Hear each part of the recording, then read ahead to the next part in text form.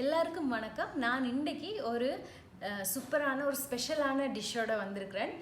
Valentine's day special. Valentine's டேக்கு நீங்கள் Valentine's டே கண்டியில் நீங்கள் எதுக்கும் செய்யலாம். வேலண்டைன்ஸ் டே வர்றபடியாக ஒரு ஸ்பெஷலான ஒரு dish hot plate, sizzler plate தான் செய்ய போகிறேன்.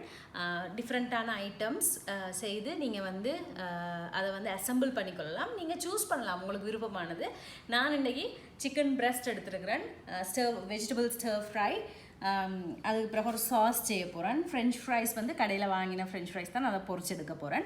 ஸோ நாங்கள் அதுக்கு எல்லாத்துக்கும் முதல் சிக்கனை மேரினேட் பண்ணி வச்சுருவோம். அட்லீஸ்ட் ஒரு ½ an hour to 45 minutes marinate ஆகினா தான் நல்லா இருக்கும். நான் பெருசாக ஒரு மேரினேட்டும் செய்ய இல்லைன்னா நாங்கள் சாஸ் செய்ய போகிறோம். ஸோ இங்கே கொஞ்சமாக சோயா சாஸ் தேவைக்கேற்ற மாதிரி ஒரு 1 டேபிள் ஸ்பூனுக்கு கிட்ட சோயா சாஸ், அதோட பெப்பர், சால்ட் உங்களோட சோயா சாஸ் எவ்வளவு சால்ட்டுன்னு பார்த்துட்டு அதுக்கு பிறகு நீங்கள் போடுங்க. நான் பார்த்துட்டு தான் போட போகிறேன் எப்படி இருக்குன்னு, சால்ட் எப்படி இருக்குன்னு பார்த்துட்டு சோயா சாஸில். ஏன்னா சிலது சால்ட்டியான சோயா சாஸாக இருக்கும், சிலது சால்ட் இல்லாதது இருக்கும். என்றது சால்ட்டியான சோயா சாஸ். அப்போ நான் கூட சால்ட் போட்டேன்னா கூடிடும். பிறகு நல்லா இதை பிரட்டி இதை மேரினேட் பண்ணி நான் இதை ஃப்ரிட்ஜுக்குள்ளே வச்சு விட போகிறேன் ஒரு 45 மினிட்ஸ்லேருந்து 1 hour வரையும்.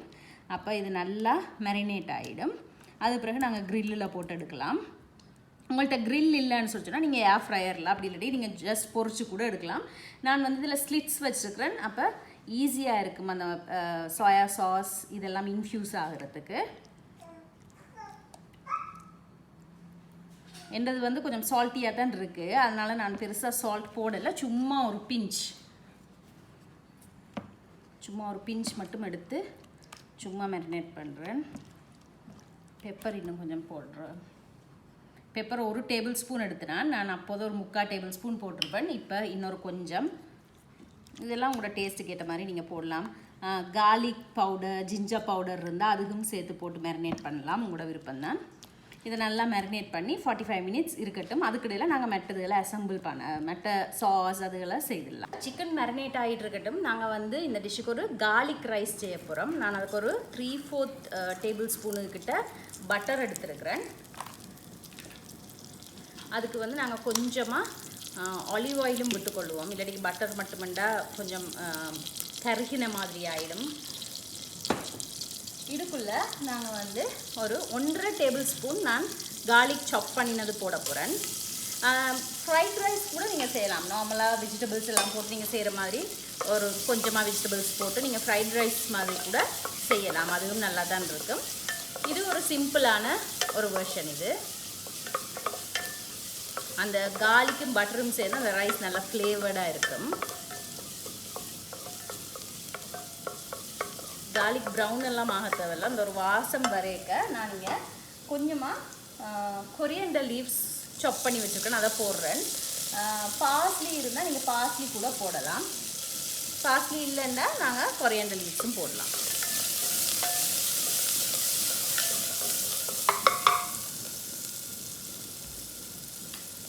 இப்போ நாங்கள் இதுக்குள்ளே ரைஸை போட்டுருவோம்.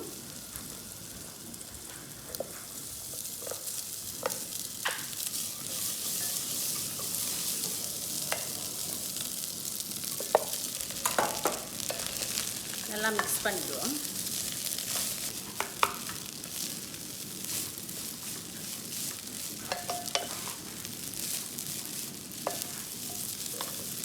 நல்ல வாசமான கார்லிக் ரைஸ் ரெடி. கடைசியாக ஒரு கொஞ்சமாக பெப்பர் பவுடர், அது ஆப்ஷனல் தான், உங்களுக்கு விருப்பம் பண்ணால் போடுங்க, விருப்பம் இல்லாட்டி விடலாம். லைட்டாக ஒரு 2-3 பிஞ்ச் மாதிரி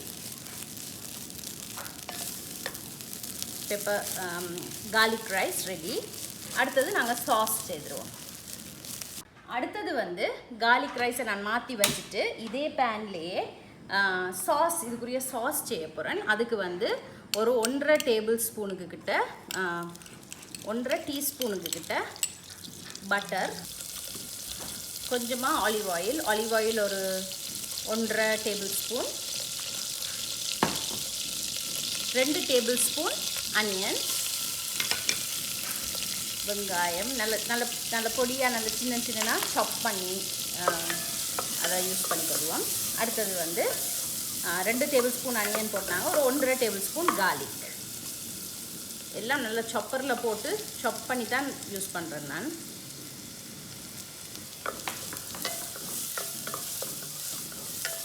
garlic சாடையா caramelize ஆடும் garlicum onion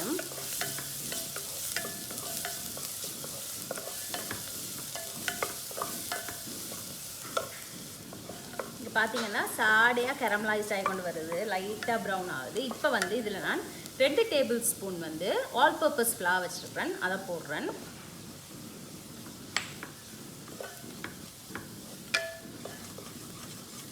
இதுதான் இந்த சாஸை வந்து திக்கன் பண்றதுக்கு யூஸ் பண்றது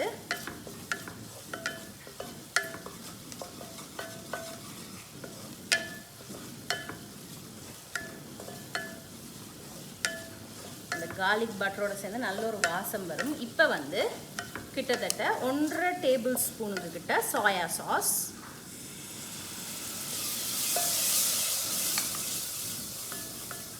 1.5 டேபிள்ஸ்பூன் chili sauce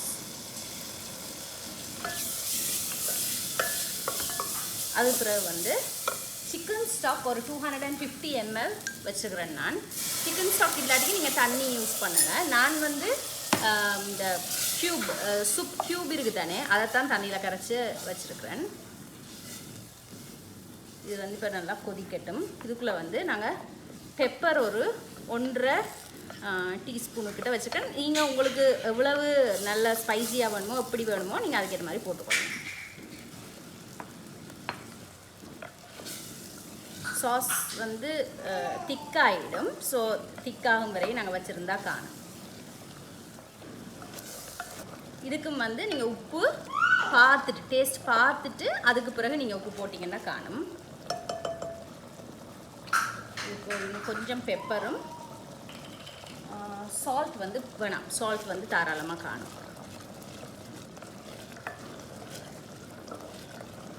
கொஞ்சம் தண்ணி விட போகிறேன் நான் நீங்கள் சிக்கன் ஸ்டாக் விட்டால் பிறகு தண்ணி விடுறேன்னா கட்டாயம் கொஞ்சம் சுடுதண்ணியாக விடுங்க பச்சை தண்ணி விட்டுறாமல் ஏன்னா எனக்கு வந்து ஃப்ளேவர் கொஞ்சம் கூட மாதிரி இருக்குது மேபி சிக்கன் ஸ்டாக் அந்த சிக்கன் க்யூப் போட்டதால் போல் ஸோ அதனால் நான் கொஞ்சமாக தண்ணி இன்னும் கொஞ்சம் விட போகிறேன் ஒரு 50 to 75 ml அதுல தான் கூட இல்லை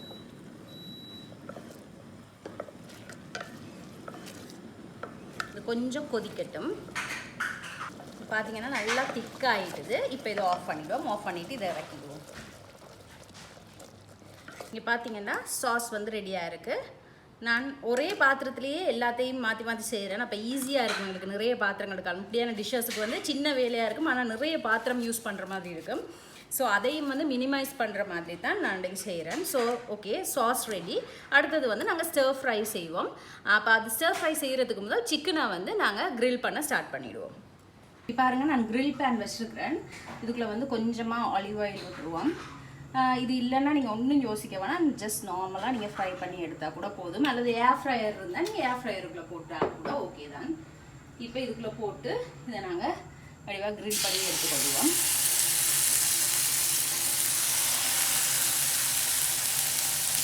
க்ளோஸ் பண்ணி வச்சு மாற்றி மாற்றி போட்டு ஒரு ஈச் சைட் வந்து 3 to 4 minutes போட்டு க்ரில் பண்ணி எடுத்துக்கொள்வோம் வந்து மீடியம் லோவில் வச்சு தான் நான் செய்து கொண்டிருக்கிறேன் ஏனெண்டா அப்போ தான் அது சரியாக வேகும் ஹையில் வச்சிங்கன்னு சொன்னால் வெளியால் கருகிடும் உள்ளுக்குள்ளே ஒழுங்காக வேகாது அப்போ அது ஒரு பக்கம் இருக்க இங்கே நான் ஒரு டேபிள் ஸ்பூனுக்கு கிட்ட ஆலிவ் ஆயில் கொஞ்சம் ஒரு டேபிள் ஸ்பூன் இல்லை 1 டீஸ்பூனுக்கு கிட்ட ஆலிவ் ஆயில் கொஞ்சம் போட்டுட்டு வெஜிடபிள்ஸ் ஸ்டர் ஃப்ரை பண்ண போகிறேன் அதுக்கு வந்து கார்லிக் ஒரு 3-4 garlic சாப் பண்ணி வச்சுக்கிறேன் garlic போட்டு ஸ்டர் ஃப்ரை பண்ணால் நல்லா இருக்கும்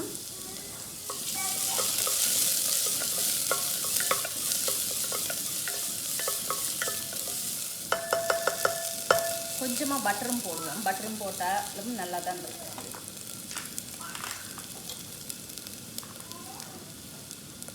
ஒரு 1/4 டேபிள்ஸ்பூன் கிட்ட நிறைய இல்லை வெஜிடபிள்ஸ் வந்து உங்களோட சாய்ஸ் நீங்கள் ப்ரோக்காலி யூஸ் பண்ணலாம் மஷ்ரூம்ஸ் யூஸ் பண்ணலாம் அல்லது கேப்சிகம் மட்டும் கூட யூஸ் பண்ணலாம் உங்களுக்கு விருப்பமான மாதிரி நீங்கள் வெஜிடபிள்ஸ் எடுத்துக்கொள்ளுங்கள் நான் இன்றைக்கி கேப்சிகம் எடுத்துருக்கிறேன் முதல்ல வந்து கேரட் பீன்ஸ் போட்டுருவோம் ஏன்னா கேப்சிகம் வந்து க்ரன்ச்சியாக இருந்தாலும் நல்லா தான் இருக்கும் கொஞ்சம் இது வேகணும் கேரட்டும் பீன்ஸும் ஆனால் அதே நேரத்தில் வந்து அந்த க்ரன்ச்சினஸ் இருக்கணும் ஸோ அதனால் இதை முதல் போட்டுருவோம் அதே மாதிரி ப்ரொக்கோலி வந்து நான் வந்து ஒரு கொஞ்சமாக எடுத்து சுடுதண்ணிக்குள்ளே போட்டு வச்சுக்கிறேன் ஒரு 10 மினிட்ஸுக்கு கிட்ட. அப்போ அப்படி போட்டு வச்சோம்னா அதுவும் வந்து குக்கிங் டைமும் குறைஞ்சிடும், ஏதாவது ஊற்றல் இருந்தாலும் வெளியில் வந்துடும்.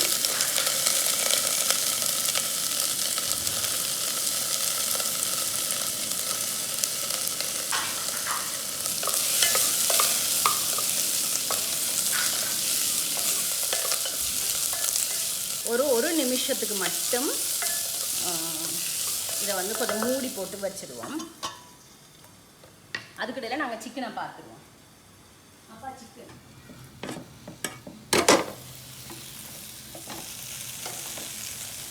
பார்த்தீங்கன்னா நல்லா லோவில், இங்கே பாருங்கள், இப்படி ஒரு லோ ஃப்ளேமில் தான் வச்சுருக்கேன். இது கொஞ்சம் மிச்சம் இருந்தது, அதையும் போட்டு நான் திருப்பி க்ளோஸ் பண்ணி இன்னொரு 3-4 மினிட்ஸ் விடுவோம். அங்கே சிக்கனை பார்த்துட்டு வர்றதுக்கு இடையில இங்கே இது கொஞ்சம் வெந்திருக்கும். வெஜிடபிள்ஸ் வந்து கொஞ்சம் க்ரன்ச்சியாக தான் இருக்கணும், அது வந்து ஆக வெந்து அப்படிலாம் இருக்கக்கூடாது. இப்போ நாங்கள் இதுக்குள்ளே இந்த கேப்சிகம் போட்டுருவோம். நான் ரெட் கலர் எடுத்துருக்கேன், உங்களுக்கு விருப்பமான கலர்ஸ் சூஸ் பண்ணுங்கள். போட்டுட்டு தேவையான அளவு சால்ட் உங்களோட டேஸ்ட்டுக்கு நீங்கள் போடுங்க. அடுத்தது வந்து பெப்பர்.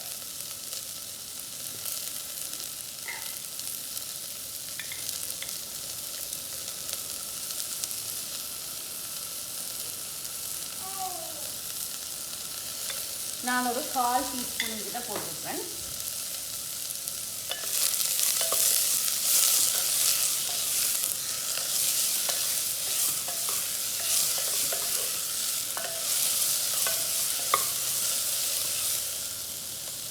கொஞ்சமாக தண்ணி, கொஞ்சமாக மீன்ஸ் சரியான கொஞ்சமாக ஒரு டேபிள் ஸ்பூன் அப்படி சின்ன ஒரு சாஸ் வர மாதிரி உப்பெல்லாம் போட்ட வழியா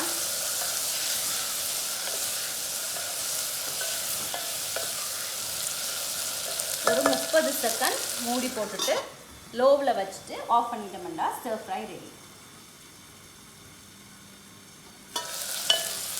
அடுத்தது சிக்கன் ரெடி ஆகணும். ஃப்ரெஞ்ச் ஃப்ரைஸ் போட்டுட்டோம்னு சொல்லிட்டோம்னா டிஷ் அவுட் பண்ணிடலாம். வெஜிடபிள் ஸ்டர் ஃப்ரை ரெடி. அடுத்தது நாங்கள் சிக்கனையும் ஃப்ரெஞ்ச் ஃப்ரைஸையும் ரெடி பண்ணியிருக்கோம். இங்கே நான் ஃப்ரெஞ்ச் ஃப்ரைஸ் பொரிக்க போகிறேன், எண்ணெய் வச்சுக்கிறேன். நான் நார்மலாக வந்து எப்போயாவது ஃப்ரெஞ்ச் ஃப்ரைஸ் சாப்பிடணும்னு சொல்லினா ஏர் ஃப்ரையரில் தான் போடுறேன். நான் இன்றைக்கி ஜஸ்ட் ஒரு டேஸ்ட்டுக்காக நான் ஃப்ரை பண்ணுறேன். உங்களுக்கு விருப்பம்னா நீங்கள் ஏர் ஃப்ரையர்லேயும் போடலாம். இப்போ இது நான் பக்கத்துலேயே நிற்கிற வழியாக கொஞ்சம் அடுப்பை கூட்டி வச்சுருக்கேன். திருப்பி போட்டு இது நல்லா சிக்கன் நல்லா குக் ஆகும் வரையும் திருப்பி போட்டு நீங்கள் குக் பண்ணி எடுங்க. சிக்கன் நல்லா குக் ஆகணும்.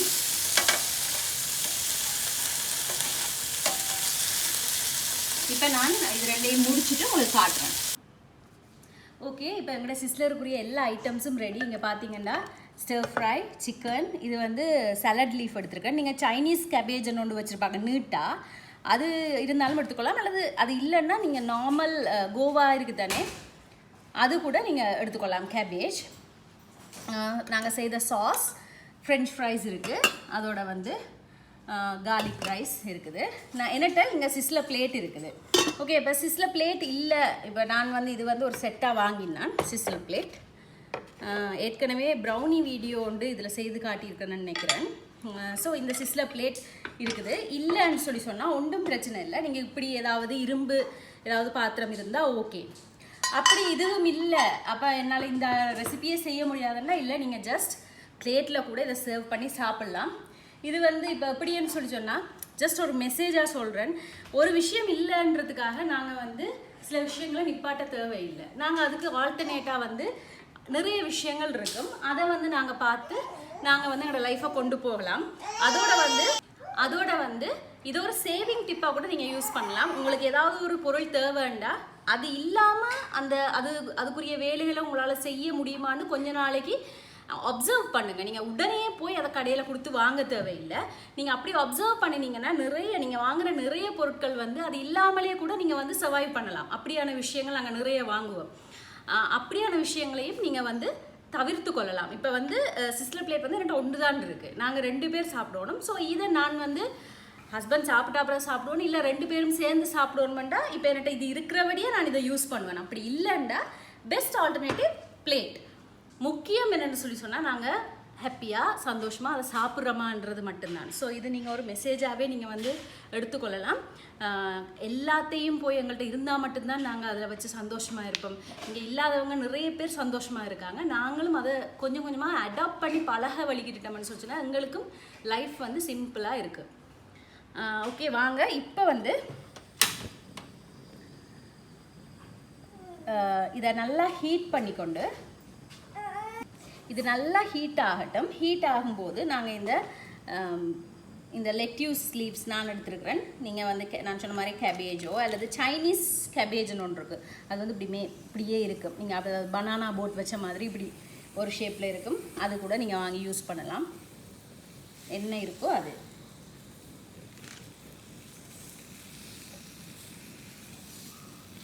ஓகே, இப்போ வந்து நாங்கள் ரைஸை போட்டுருவோம். அடுப்பு கீழே ஆனில் தான் இருக்கு.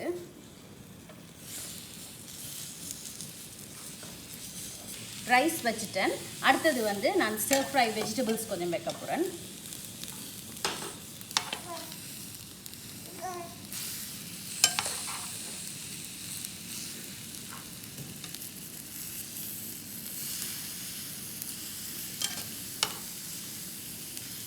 எல்லா வெஜிடபிள்ஸும் வர்ற மாதிரி வெஜிடபிள்ஸ் கொஞ்சம், ஃப்ரெஞ்ச் ஃப்ரைஸ் கொஞ்சம். அடுத்தது வந்து முக்கியமான விஷயம் சிக்கன். அடுத்தது வந்து நாங்கள் என்ன செய்ய போகிறோம்னா இல்லை நாங்கள் செய்து வச்சுருக்கிற சாஸ். இதை வந்து நல்ல வடிவாக எல்லாத்துலேயும் படுற மாதிரி சாஸை ஊற்றிக்கொள்ளுவோம்.